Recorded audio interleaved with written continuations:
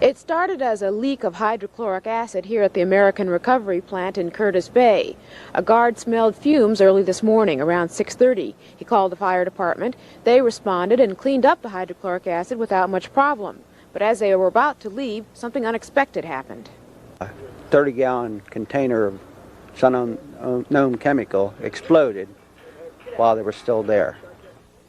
Diggs says the explosion caused a vapor cloud to form over the area. The 23 firefighters who were exposed to the fallout of the chemical were sent to the hospital strictly as a precautionary measure. None of them was overcome by fumes.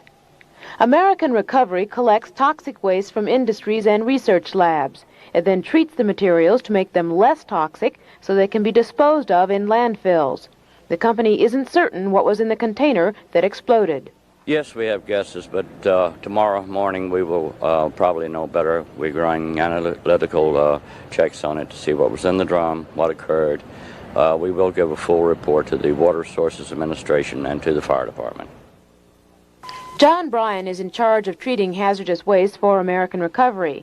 He says the container may have been mislabeled. He says deliberate mislabeling is becoming common as companies find it harder to comply with federal and state laws for disposing of dangerous chemicals. Tomorrow he expects to find out what was in that container. And that could lead to court action by the state or federal government. I'm Frances Harden on the scene at Curtis Bay. I'll be happy to have it moved out of here. Are you worried about it? A little bit.